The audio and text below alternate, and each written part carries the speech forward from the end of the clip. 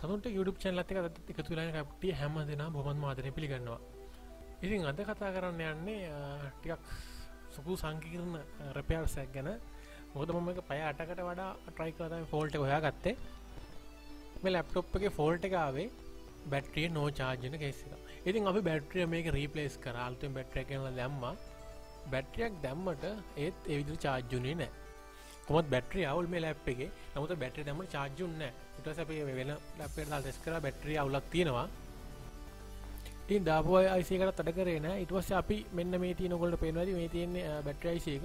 ඉතින් ඔය මේක replace කරලා බැලුවා. බැලුවත් ඒත් කිසිම ගැටලුවක් IC එකේ replace කරත් කිසිම ගැටලුවක් IC එකෙන් පෙන්නුවේ නැහැ. මොකද මේ ආවදී තියෙන සීලම කම්පැනිට චෙක් කරා ඒත් මට කිසිම හොඩුවාවක් ලබා ගන්න බැරි වුණා. මොකද අපි නියමයන් විදිහට වැඩ කරපු හින්දා.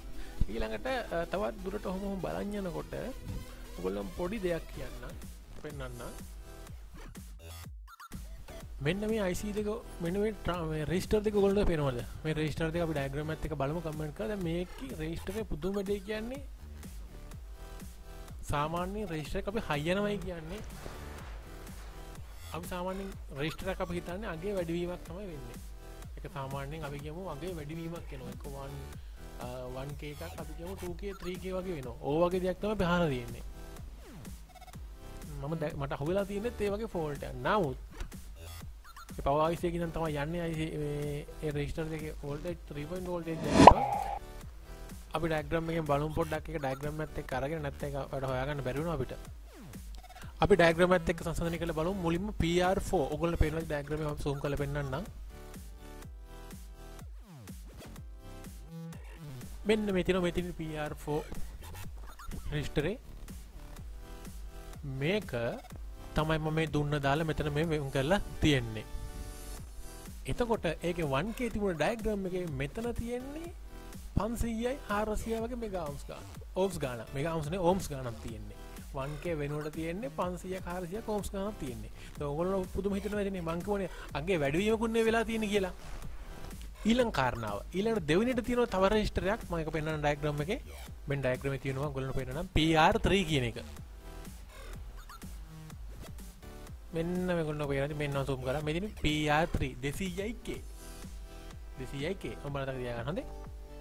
මෙන්න මේ ඩයෝඩ් දෙකට පස්සේ තියෙන කැප් එකක් තියෙනවා. කැප් එකෙන් පස්සේ තියෙන මැද තියෙන රෙජිස්ටරේ තමයි PR3 කියන එක. ඒක යාගේ 200යිk වෙන්න ඕන එකට ඒකේ තියෙන්නේ අගය 100යිk. ඒ කියන්නේ අගය 100ක්ම අඩු වෙලා. ඒතකොට දැන් ඔයගොල්ලෝ කල්පනා කරන්නේ මොකද්ද මේකේ වුණ ෆෝල්ට් එක කියලා.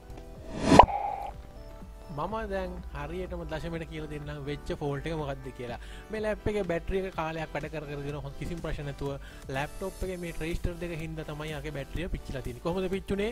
මේ බැටරියේ රෙජිස්ටර් උනාගේ වෙනකොට මේකේ අගය අඩු වෙලා තියෙනවා. අගේ හින්දා මෙතන 3 වෝල්ට් වෙනකොට 4.0 ගණන් වෝල්ටේජ් එක මෙතෙන් අවුට්පුට් එක බැටරියට ගිහිලා තිනවා charging voltage එක. charging voltage එක වැඩි වුණ හින්දා බැටරිය අනිවාර්යෙන් පිච්චෙනවා. කොහොමද සර්කිට් එක ඒක අනිවාර්යෙන් පරිපතේ පිච්චිලා ඇති. ඒක හින්දා තමයි මේ ලැප්ටොප් එකේ බැටරියත් ඩැමේජ් උනේ. මම මේ බැටරිය දැම්මා මේ බැටරිය charge උනේ නැහැ. නමුත් බැටරිය වැඩ කරා ලැප් එක ඔයගොල්ලෝ හිතා ගන්න පුළුවන් කොහොමද කියලා charge වෙන හේතුවක් නැහැ. මොකද මේ බැටරිය ප්‍රොටෙක්ෂන් වලින් ඔෆ් කරන් හිටියා. අර බැටරිය ප්‍රොටෙක්ෂන් වලින් ඔෆ් කරන් ඉන්නදී. නමුත් ඒක එක දිගට වෙලා ඒක බැටරිය අන්තිමටම ලෙඩ් දෙනාම බැටරිය මැරෙලම ගියා. ඔක තමයි ඔක ෆෝල්ට් එක ලැප් එක හැදුව හැටි. ඉතින් මේක ගොඩක් වෙලා පැය 8කට වඩා මේක චෙක් කරලා බොහොම අමාරුවෙන් තමයි මේ ෆෝල්ට් එක මම හොයාගත්තේ.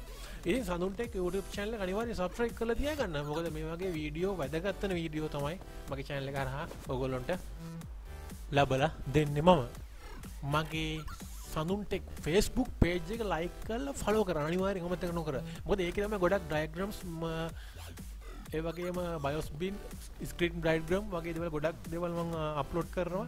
ඒ වගේම මම LED TV repairing book ටික අර ඉන්දියන් book ටික මම ඔයගොල්ලන්ට free download කරගන්න අවස්ථාව සලස්වා දීලා තියෙනවා. මම පළවෙනි පොත දාලා තියෙනවා.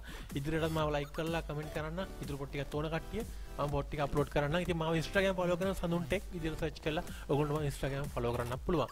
ඉතින් අනිවාර්යෙන් මම සබ් කරන වීඩියෝ එකක් බලන්න කෙනා නම් ලැප්ටොප් රිපෙයාර් ගන්න ඉගෙන ගන්න. මොකද තවත් වීඩියෝ ගොඩක් තියෙනවා දාන්න. මොකද ලැප් ටිකට අමතරව තවත් ගොඩක් වීඩියෝ මම අප්ලෝඩ් කරන්න හිතන් ඉන්නවා. ඉතින් අනිවාර්යෙන් මාව subscribe කරන්න, like කරන්න, comment කරන්න, දන්න දි කට්ටියට දැනගන්න, share කරන්න.